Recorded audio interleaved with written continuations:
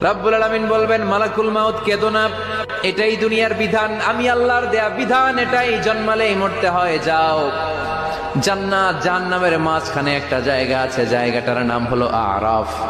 এই আরাফের মধ্যেখানে যে দাঁড়াও, ওখানে যে মালাকুল মাউত কাঁপতে থাকবে।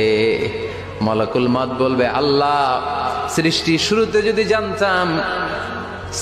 শুরুতে যদি জানতাম সবাইকে মৃত্যুদান করার পরে, রূহ কবজ করার পরে আমাকেও মরতে হবে, তাহলে এই কঠিন দায়িত্বের ব্যাপারে আপনার কাছে ক্ষমা চাইতাম।